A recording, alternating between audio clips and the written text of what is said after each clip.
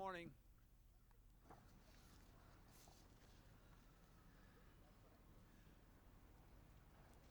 Ladies and gentlemen,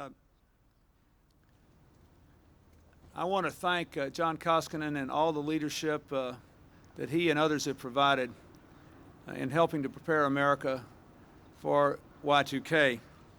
We are releasing our fourth and final quarterly report on public and private efforts to address the Y2K computer problem. The report shows that our hard work in this country is paying off, and while there is more to do, I expect we will experience no major national breakdowns as a result of the year 2000 date change. First, the report makes clear that the federal government is Y2K ready and leading by example.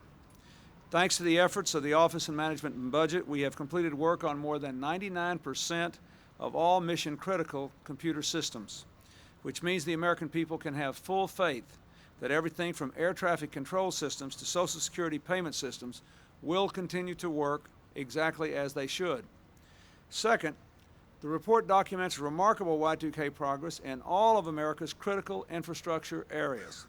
When it comes to financial services, power, telecommunications, air and rail travel, leading organizations report they have completed or nearly completed all their Y2K work.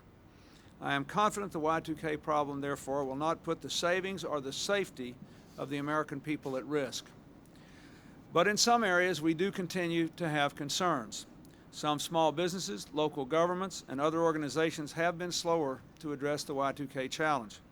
So again, I say to these groups, don't just sit back and wait for problems to occur. Call 188-USA-4Y2K, and we'll show you where to get help. And while most of our large trading partners are in good shape, we still have concerns about the Y2K preparations of some developing nations.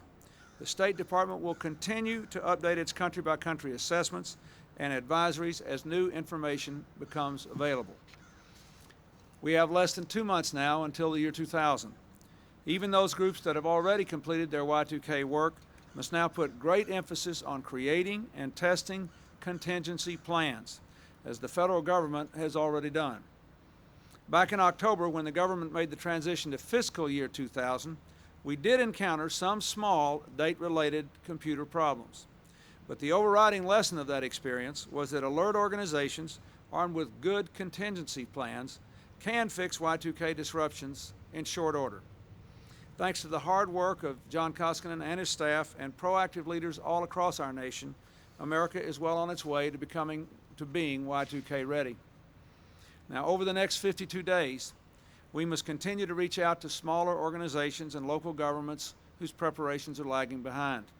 If we work together and use this time well, we can ensure that this Y2K computer problem will be remembered as the last headache of the 20th century, not the first crisis of the 21st. One of the toughest remaining. Mr. President, as the budget negotiations drag on, members of Congress have indicated, of course, they want to get out of town tonight. You don't want to leave town until Sunday. I'm wondering if that is your personal deadline, and doesn't that give you a slight advantage over them? Well, I don't really have a personal deadline. I did have good talks as recently as this morning with Senator Lott and Speaker Hastert, and I've been in constant contact. I saw the Democratic leaders yesterday, and we visited briefly. I think we're making good progress. We made some real progress in putting up to 50,000 more police on our streets. We're making some progress in other areas. We still have to resolve our nation's commitment to 100,000 teachers. We're still working on the United Nations arrears and a number of other environmental issues. But I think we're making good progress, and I'm hopeful. And we should know, let me say, I know you have a lot of questions, but actually you ought to know more by 12 or 1 o'clock today about how well we're doing.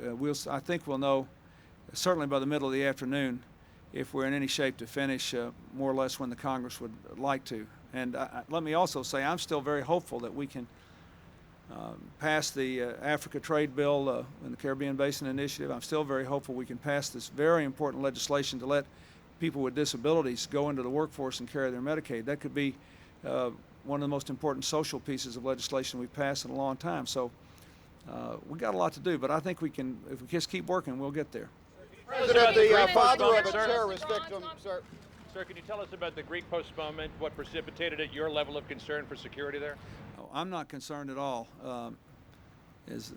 You know, if the Greek government and the Secret Service aren't concerned, I'm not concerned. I explained yesterday, the Greeks have a tradition of large demonstrations, and the communists, the anarchists, perhaps some others in Greece, want to demonstrate in large measure, I understand, because they strongly disagree with my policy in Kosovo, and presumably before that in Bosnia. And you know, I think we were right, and I disagree with them. So, but the fact that they have the right to free speech doesn't concern me. The Greek government asked us to put the trip when we did, I think largely for other reasons. I think they thought it would be better for them, and they could, and that the meetings we have might be more relevant if we did it after rather than before the OSCE meeting in Turkey. And so they asked to do it. Whether the demonstrations had anything to do with it, I don't know, but they might have. But I'm not bothered about it. You know, it's going to happen, and you all get to take pictures of it. President, is there any... readout on the WTO talks in China? Any No, progress there? I can't. All I know is that they're going on, and we're doing our best. I've got to run to Pennsylvania. Thank you. On likely confirmation.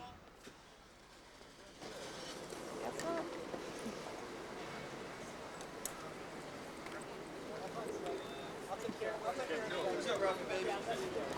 Just leave it on the desk. Put it in the locker. In the locker, you got it. John.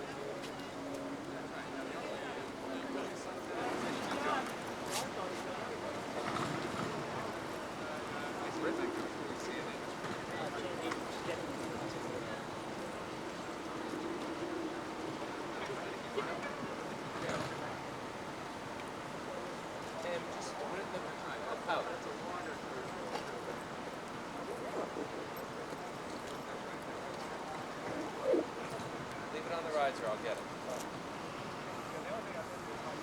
Don't record it.